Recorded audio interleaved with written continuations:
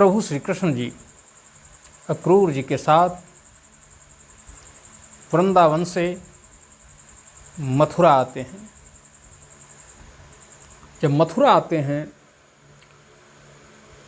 तो उन्हें एक अतिथि गृह में ठहराया जाता है। कंस का एक स्वागत पत्र मिलता है जिसमें लिखा होता है कि नंदराज के पुत्र कृष्ण और बलराम का मथुरा नगरी में स्वागत है। जब पहुंचते हैं कृष्ण और बलराम तो उनकी तो आदत ही थी बचपन से ही टहलने की, घूमने की, लोगों से मिलने की, उनके बीच जाने की, तो वह आज भी निकलते हैं और सामने कुब्जा पड़ती है। पिछले वीडियो में आपको मैंने बताया कि उन्होंने कुब्जा का उद्धार कर दिया। कुब्जा की क्या कहानी थी उसके बारे में भी बताया। अब जब वह बाहर निकले हैं तो सोचते हैं कि क्यों ना धनुष यज्ञ जहाँ होना है, धनुष जहाँ रखा हुआ है, परशुराम जी के द्वारा दिया गया धनुष जो कि शिव जी का धनुष था। धनुष की कहानी आप जरूर सुनेंगे। रामायण में भी धनुष की कहानी आई और कृष्णायन में भी। जब भगवान कृष्ण ने कृष्णावतार लिया श्री हरि ने, तो वहाँ भी भगवान शिव का धनुष जो कि परशुराम जी को दिया गया था, और वो धनुष कंस के यहाँ उनके पुरखों को भगवान परशुराम जी ने दे दिया था रखने के लिए, क्योंकि उग्रसेन और उनके जो पुरखे थे वह बहुत ही सहृदय, दयालु और उत्तम कोटि के राजा थे। लेकिन उनके घर में जो पुत्र उत्पन्न हुआ जिसे कंस कहते हैं, और जिसने अपने ही पिता उग्रसेन को कैद करके बंदी गृह में डाल दिया और स्वयं राजा बन बैठा, उस कंस के द्वारा उस धनुष को ढूंढवाया गया। क्योंकि उस धनुष की भी अपनी कहानी है कि इस यज्ञ में यदि उस धनुष का कोई खंडन कर दे, अर्थात उस धनुष को कोई तोड़ देगा, तो कंस उसी के हाथों मारा जाएगा, ये निश्चित हो जाएगा। इसलिए धनुष को खोज करके ढेर सारे पहरेदार जो सैनिक थे उनकी एक विशेष टुकड़ी को उस धनुष के चारों तरफ लगा दिया गया। दोस्तों, इन धनुषों को धनु ही मत समझना, जैसे लोग बांस को काट कर बना लेते हैं। ये वो धनुष नहीं थे, ये ब्रह्मास्त्र थे, ये प्रक्षेपास्त्र थे। जैसे आज हिंदुस्तान के पास अग्नि मिसाइल है, ऐसे ही अन्य देशों के पास भी हैं। ये बहुत छोटे हैं उस धनुष के आगे। जो आजकल हमको देखने को मिलते हैं वह बहुत ही छोटे हैं, वह इससे भी बड़े विध्वंसक थे। तो उसकी सुरक्षा में ढेर सारे सैनिक एक टुकड़ी के रूप में लगा दिए गए थे कि कोई भी व्यक्ति धनुष के पास न पहुंच सके। कृष्ण और बलराम जो कि किशोरावस्था में थे, तो किशोरावस्था में जब कोई बालक होता है तो उसकी उत्सुकता ज़्यादा होती है कि वह उसे देखे, और श्री कृष्ण और बलराम भी उस धनुष को देखने के लिए वहाँ पहुँचे। जब वो पहुँचे तो उन्होंने सैनिकों से ये कहा कि मैं धनुष को छूना चाहता हूँ। पहले तो सैनिकों ने मना किया कि धनुष को कोई छू नहीं सकता है, महाराज कंस का आदेश है कि धनुष के आसपास भी हमारी टुकड़ी के अतिरिक्त कोई भी व्यक्ति नहीं पहुँच सकता है जब तक कि यह यज्ञ पूर्ण नहीं हो जाएगा। मित्रों, प्रभु तो प्रभु थे, उनके पास एक स्पेशल मोहिनी शक्ति थी। जो भी उनको देखता था वह उनकी तरफ आकर्षित हो जाता था। और मथुरा में आज हर उस व्यक्ति के अंदर जो सदाचारी था, जो धार्मिक था, जो ईश्वर में विश्वास रखता था, जो आताताइयों से द्वेष करता था, वह हर व्यक्ति आज कंस के यहाँ श्री कृष्ण भगवान का इंतज़ार कर रहा था, प्रतीक्षा कर रहा था। और जब वो पहुँचे तो चारों तरफ उल्लास था। और कृष्ण और बलराम जो कि उनके राजकुमार थे, यादव कुल के राजकुमार थे, महाराज सूरसेन के पुत्र वसुदेव जी के पुत्र थे ये दोनों। तो इनका भव्य स्वागत हो रहा था।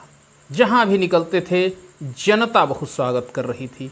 कारण ये होता है कि जब जब राजा आताताई होता है, राजा दुष्ट होता है, राजा प्रजा को दुख पहुंचाने वाला होता है और धर्म का विनाश करने वाला होता है, तब तब प्रजा एक नए नायक की खोज में लगी रहती है। उसको आशा रहती है कि कभी न कभी कोई नायक आएगा और वह इस आताताई को समूल नष्ट कर देगा। मेरे दोस्तों, भगवान श्री कृष्ण जी का जब जन्म भी नहीं हुआ था, उससे पहले ही ये आकाशवाणी हो चुकी थी कि ऐ कंस, देवकी का 8वां पुत्र तुझे मृत्यु प्रदान करेगा, तुझे मार देगा।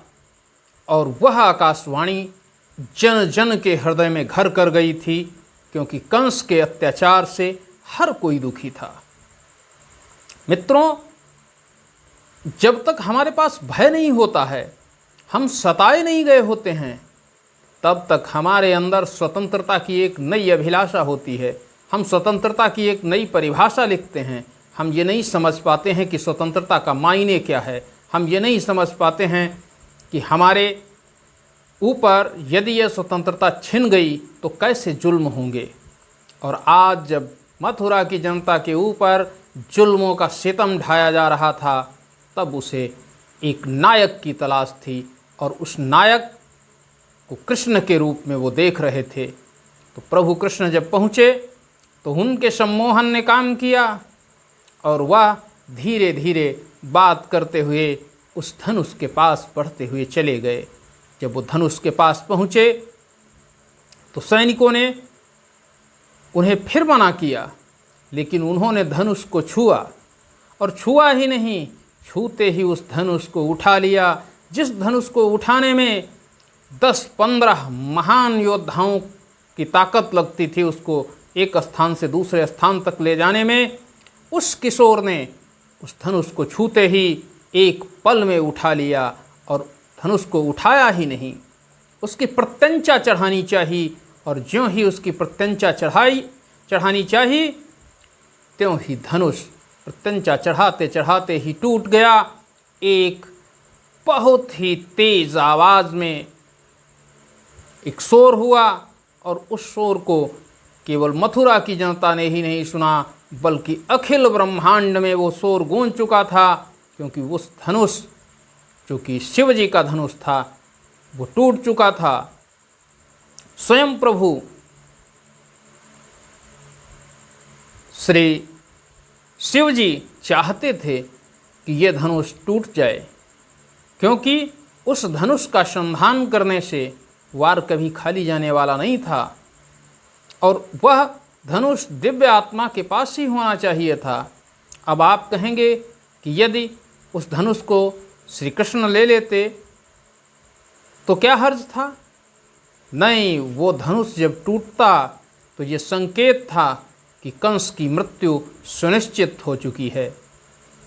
वो धनुष टूटा, त्यों ही जनता में एक उत्साह उमड़ गया और चारों तरफ, हर गली में, हर घर में, हर चौराहे पर राजकुमार कृष्ण की जय जयकार होने लगी। श्री बलराम जी की जय जयकार होने लगी। ज्यों ही धनुष टूटा, सैनिकों ने आक्रमण कर दिया। ज्यों ही सैनिकों ने आक्रमण किया, धनुष के टूटे हुए खंडों में से एक एक खंड एक भगवान श्री कृष्ण ने और दूसरा श्री बलराम जी ने अपने हाथ में उठाया और उसी धनुष के टुकड़े से उन सब को यमलोक पहुंचा दिया। एक आध उसमें से जो बच गए, जिनके हल्का ही वार पड़ा था, वो भागते हुए कंस के पास पहुँचे और बोले, महाराज महाराज रक्षा करें, धनुष टूट गया है। ज्यों ही कंस को ये जानकारी हुई कि धनुष टूट गया है, क्योंकि उस आवाज़ से वह पहले से ही अत्यंत अचंभित और डरा हुआ था, लेकिन जब उसको पूर्ण सूचना मिलती है तो कंस के पसीने छूट जाते हैं, क्योंकि मृत्यु का भय ऐसा भय होता है जिससे बढ़कर कोई नहीं होता है। और आज कंस को ये पता चल गया था कि उसकी मृत्यु उससे बहुत दूर नहीं है। वह मथुरा में प्रवेश कर चुकी है और अब उसे रोकने वाला कोई नहीं है। लेकिन फिर भी जो दुष्ट होता है, दुरात्मा होता है, आताताई होता है, घमंडी होता है, अहंकारी होता है, उसके अंदर तब भी ईश्वर के प्रति प्रेम नहीं जगता है, वह द्वेष ही करता है, क्योंकि उसको लगता है कि वह ईश्वर को भी पराजित कर देगा, वो प्रभु श्री हरि को भी पराजित कर देगा, उनको भी अपनी रास्ते से हटा देगा। मित्रों, कंस को जब ये पता चलता है तो वह अपने जो उसका महामंत्री था चाणूर से कहता है कि ये क्या हो रहा है, मैं क्या देख रहा हूँ। चाणूर कहता है, घटना की जो जानकारी मिली है महाराज वो सत्य है, लेकिन आप चिंता न करें, मैंने आगे का भी प्रबंध कर लिया है, किसी भी स्थिति में मैं उसे आगे नहीं बढ़ने दूंगा।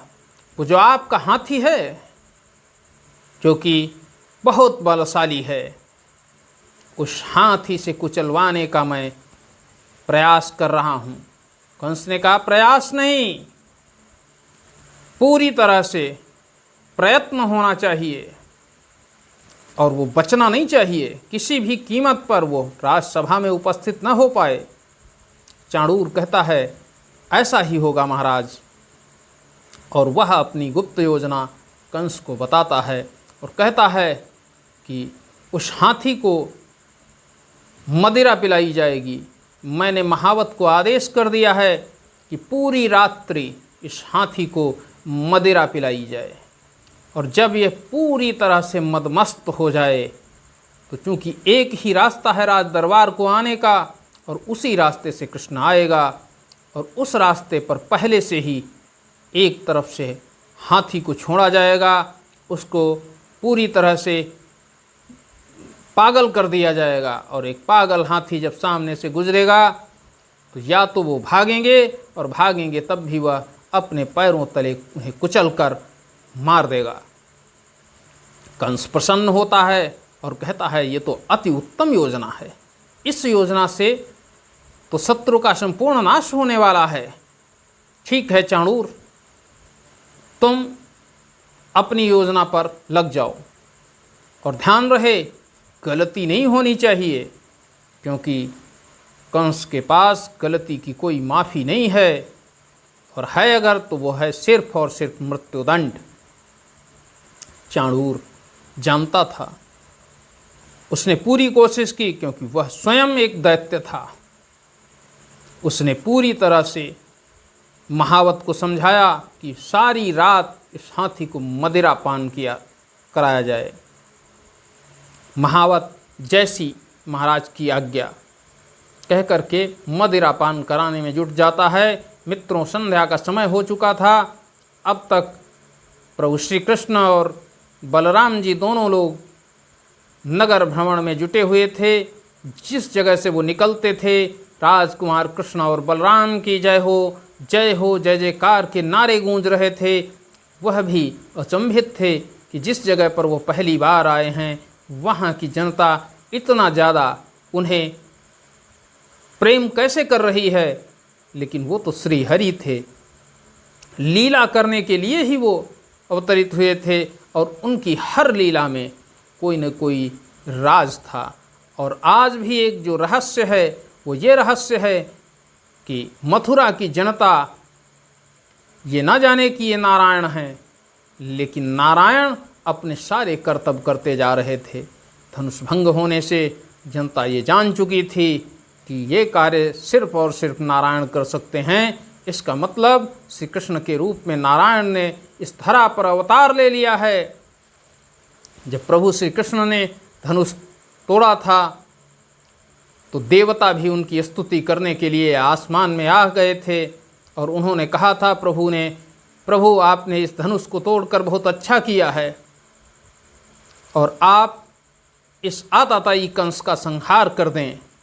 प्रभु ने कहा आप चिंता न करें, आप भयमुक्त हों, ऐसा ही होगा जैसा आप चाहते हैं, क्योंकि मैं कोई प्रतिज्ञा भूलता नहीं हूँ। देवताओं को भी एक भय था कि यदि कंस शरणागत हो गया प्रभु के चरणों में तो प्रभु उसको मृत्युदंड नहीं देंगे। लेकिन होनी को कौन टाल सकता है? विधाता ने जो लिखा है वो तो होकर ही रहेगा।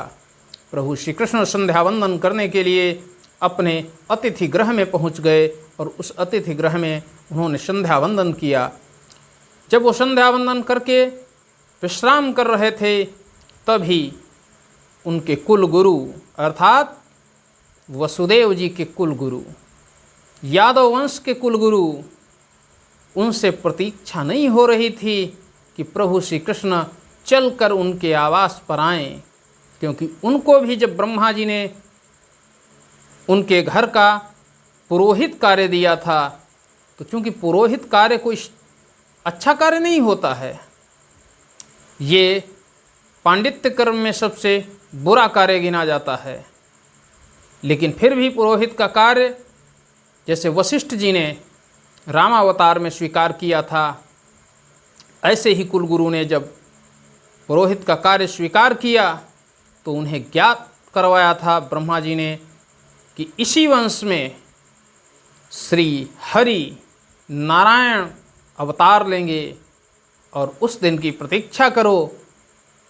राजा होते रहेंगे, जाते रहेंगे, लेकिन तुम्हें उस दिन की प्रतीक्षा करनी है, प्रभु के दर्शन आपको प्राप्त होंगे। जब वो प्रतीक्षा नहीं कर पाए तो वो रात्रि के समय में ही अपनी योग माया से प्रभु के पास आ गए। प्रभु ने देखा तो उन्हें प्रणाम करने को उठे, लेकिन उन्होंने कहा प्रभु भक्त मैं हूँ और भगवान भक्त को प्रणाम करे, ऐसा कैसे संभव हो सकता है?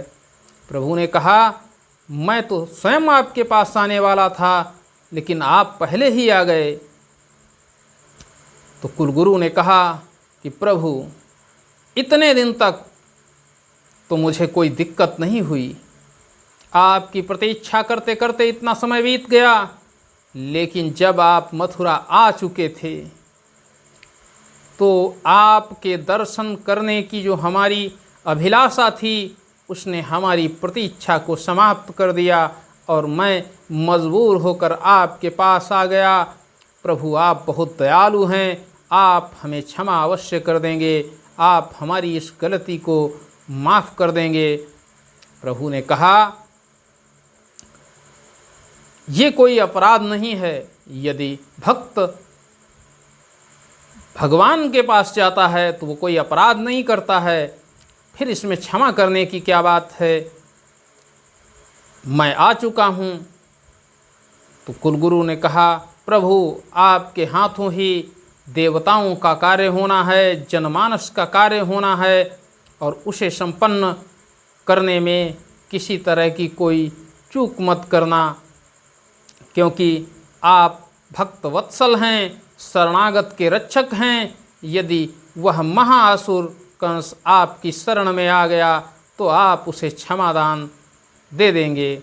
प्रभु ने कहा कुलगुरु आप परेशान न हों, हम जानते हैं कि आप क्या कहना चाह रहे हैं, लेकिन मैं उसे कई अवसर प्रदान करूंगा क्षमा करने के, और यदि वह फिर भी नहीं माना तो उसे मृत्यु प्रदान करने के लिए ही मैंने अवतार लिया है, और जिसके लिए मैंने अवतार लिया है वह वचन मैं अवश्य पूरा करूँगा।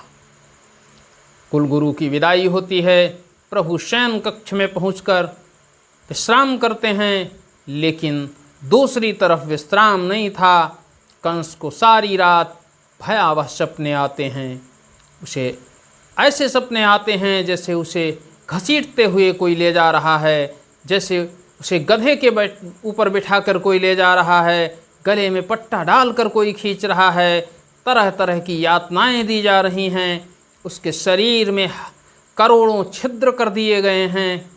कंस परेशान होता है, जाग जाता है, और जागता है तो सामने दर्पण लगा होता है। दर्पण के सामने जब वो पहुंचता है तो दर्पण में उसे अपना सिर ही दिखाई नहीं देता है, बिना शीश का उसका रुंड दिखाई देता है।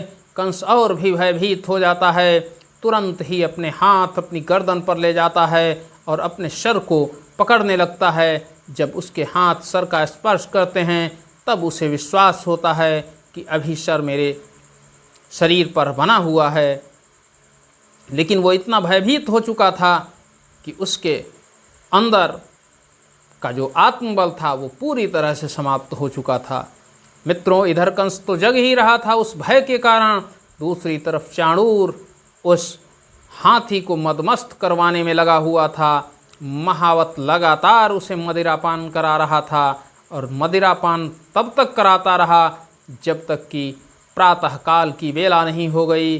और प्रातःकालीन बेला में उस हाथी के द्वारा जब प्रभु वहाँ से निकलते हैं अपने शयन कक्ष से संध्या वंदन करने के बाद राज दरबार की तरफ बढ़ने के लिए, तो उनके पीछे मथुरा की जनता का संपूर्ण हुजूम दौड़ने लगता है। जनता जय जयकार कर रही होती है, और उस जय जयकार के बीच में तभी उस हाथी का आगमन होता है। और वो हाथी जो कि पागल हो चुका था मदिरापान करने से, और वह एक पागल हाथी बन करके प्रभु के सामने आ जाता है। जितने भी भक्त उन्हें दिखाई देते हैं उन्हें वह कुचलने लगता है, मारने लगता है। जब ऐसी स्थिति प्रभु के सामने आती है, प्रभु तो भक्त वत्सल हैं ही, और वह तुरंत ही उस हाथी से गुत्थम गुत्था प्रारंभ कर देते हैं। मित्रों, एक किशोर बालक के साथ जब हाथी की भिड़ंत होती है तो सब भय से कांपने लगते हैं, क्योंकि वह क्या कर सकता है ऐसे मदमस्त गजराज का। लेकिन उन्हें नहीं पता था कि ये कोई साधारण पुरुष नहीं है, ये कोई साधारण बालक नहीं है। ये वो बालक है जिसने जन्म लेते ही पूतना, बकासुर, अघासुर, तमाम असुरों का संहार कर चुका है। ये कोई सामान्य व्यक्ति नहीं है, ये तो साक्षात नारायण हैं, और उनसे वो हाथी कैसे पार पा सकता है। कुछ समय तक एक दूसरे में भिड़ंत होती है। चाणूर लगातार निगाह बनाए हुए है। वो सोचता है कि ज्यों ही प्रभु लीला करते हैं, हाथी के सामने खुद को कमज़ोर पड़ते हुए दिखाते हैं, चाणूर मुस्कराने लगता है। लेकिन ज्यों ही प्रभु हाथी को दबाते हैं, चाणूर भय से कांपने लगता है। लेकिन इसी बीच प्रभु हाथी की सूंड पकड़कर उसको आसमान में उछाल देते हैं, और वह आसमान में उड़ता हुआ पुनः भूमि पर गिरता है, और उसके प्राण पखेरु उड़ जाते हैं। ज्यों ही उस हाथी की मृत्यु होती है, चाणूर वहाँ से भागकर तुरंत ही सूचना देने के लिए कंस के पास पहुँच जाता है। मित्रों, प्रभु ने हाथी का तो वध कर दिया, अब अगली बारी है। लेकिन आज इस वीडियो का समय पूर्ण हो चुका है। आगे की स्टोरी अगले वीडियो में हम आपको सुनाएंगे, और प्रभु की लीला का ऐसे ही हम वर्णन करते रहेंगे। आप हमारे साथ जुड़े रहें, वीडियो को लाइक करें, चैनल को सब्सक्राइब करें, और कमेंट करके भी बताएं कि कौन सी स्टोरी आपको सुननी है, कौन सी कथा आपको सुननी है। हम उसका श्रवण आपको अवश्य कराएंगे। आज के लिए बस इतना ही। जय हिंद, जय भारत, नमस्कार मित्रों।